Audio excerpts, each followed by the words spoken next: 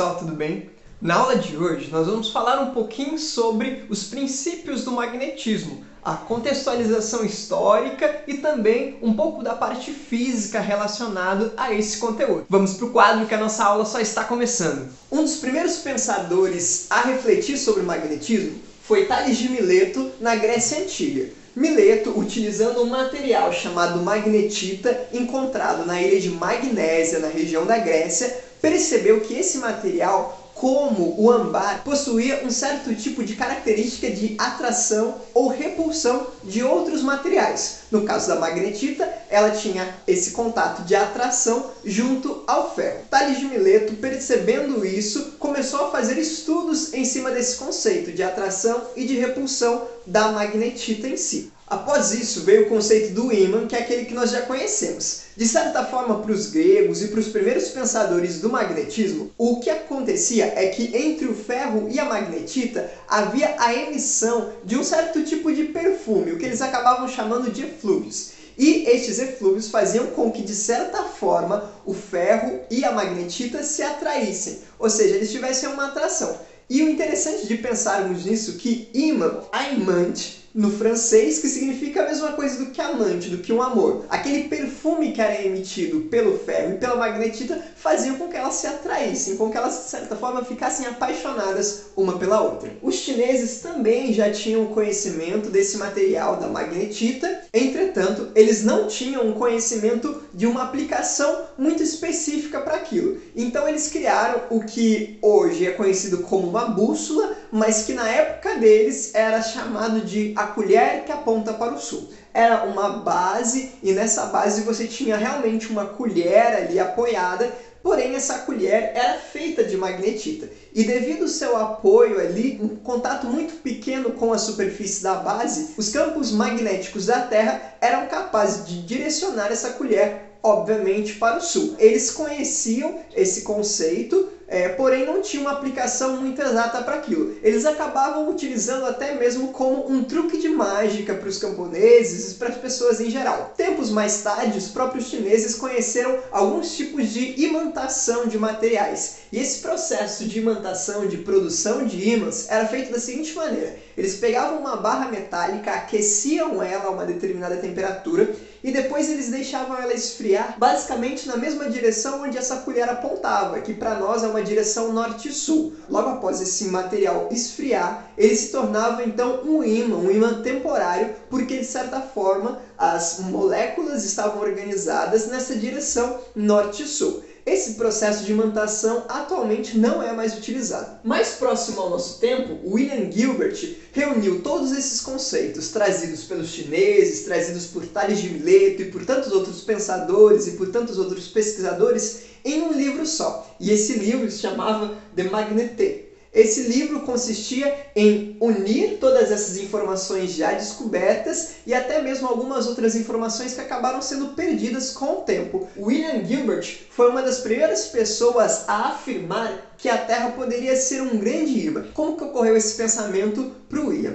Ele percebia que a agulha da bússola era direcionada por certos campos magnéticos. Porém, esses campos magnéticos eram externos àquela bússola ou até mesmo um material metálico que estivesse próximo a ela. Logo, esses campos magnéticos poderiam estar fluindo da própria Terra. Mais tarde, quando esse conceito foi realmente firmado, nós acabamos tendo um problema. Porque se imaginarmos que em um conceito de atração e repulsão, que é o que nós falaremos um pouquinho mais à frente, o Polo Norte, consecutivamente, seria atraído pelo Polo Sul e o Polo Sul pelo Polo Norte. Se a bússola, ali no caso de William, estivesse apontada com a parte norte para cá, não significa que ali está o norte, e sim que ali está o sul. Por isso tem essa atração. O que acabou gerando um problema muito grande para a época, porque as bússolas, ao invés de apontarem para as direções norte e sul geográfica que eles conheciam, não. Elas apontavam para as direções norte e sul magnéticas. E para resolver esse problema, nós chegamos ao desenvolvimento da seguinte ideia. Nós temos o Polo Sul magnético, que se encontra na região superior de nosso globo, porém lá é o Polo Norte geográfico. E, consecutivamente, na parte de baixo, nós temos o Polo Norte magnético, que é a região geográfica sul, Polo Sul geográfico. Com as informações contidas neste livro e também em outros livros que foram sendo escritos com o passar do tempo, nós chegamos a alguns conceitos básicos dos ímãs. A primeira informação básica que nós temos é que em um ímã nós vamos ter o Polo Norte e o Polo Sul. E, de certa forma, eles estão nos extremos de um ímã, por exemplo, num ímã de Barr. Também podemos perceber que as nossas linhas de campo magnético fluem do lado norte para o lado sul. Nós conseguimos visualizar essas linhas de campo magnético se fizermos o seguinte. Se eu tenho, por exemplo, um ímã de Barr, assim como esse, eu coloco ele abaixo de uma folha e em cima dessa folha eu coloco o que seria limalha de ferro. Limalha de ferro é como se fosse bombril, você pega bombril e esfarela ele, então você coloca ali em cima, devido à organização desse próprio ímã, aquela limalha vai se organizar nesse formato, indo de um lado até o outro. Como a nossa limalha, de certa forma, não tem setas, foi introduzida a ideia de que as linhas saíam do Polo Norte e vinham para o Polo Sul. Essas linhas também são conhecidas como linhas fechadas. E o que isso significa? Isso significa que até mesmo dentro do nosso ímã, essas linhas estão passando ali. Elas vão sair e vão retornar para o mesmo ímã. E de onde vêm os ímãs? Os ímãs são compostos maioritariamente por objetos ferromagnéticos, assim como a magnetita. Nele, nós temos o seguinte conceito. Um objeto ferromagnético, no meu caso, internamente é como se houvessem vários ímãs, porém eles estão todos bagunçados. Após um processo de imantação, todos esses vão estar apontando para uma mesma direção, gerando o que eu conheço como ímã. E o que são os ferromagnéticos? Os ferros magnéticos são o ferro, o cobalto, o níquel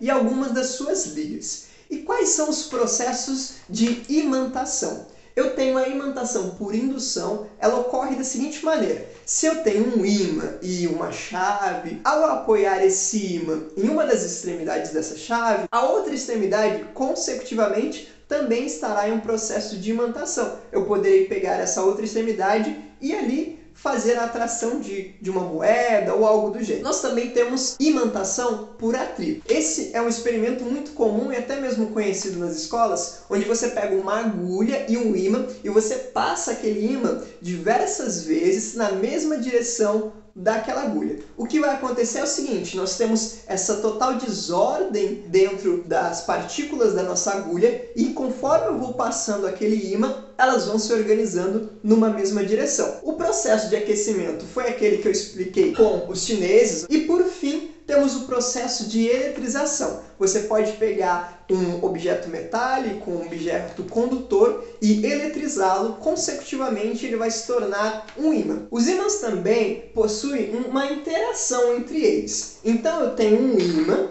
e nosso ímã ele tem um lado norte e um lado sul. E quando eu reúno dois ímãs em si, eu posso fazer a interação entre eles. Se eu pegar o lado sul com o lado norte, eu vou ter uma interação de atração entre eles. Porém, se eu pegar o lado sul com o lado sul e o lado norte com o lado norte, eu vou ter uma interação de repulsão. Quando você pega, por exemplo, um ímã de alto-falante, quebra ele ao meio e tenta em algum dos lados uni-lo, porém não é possível, existe uma força de repulsão ali, mas quando você inverte o lado, no caso a polaridade de um desses ímãs, ele sim consegue se atrair. E é interessante, pegando esse mesmo exemplo de quando você tem um ímã e reparte ele em duas partes, que nós temos o conceito de inseparabilidade magnética. O que é esse conceito? Esse conceito parte do seguinte princípio. Você tem um certo ímã e se eu repartir ele ao meio, ambas as partes serão norte e sul, como nós temos aqui. Consecutivamente, se eu reparto ele novamente, vamos ter norte e sul. E é interessante notarmos que aqui, as partes onde elas se separaram, uma é norte, a outra é sul. Porém, se eu repartir ele nessa direção, aqui vai ser norte e norte, sul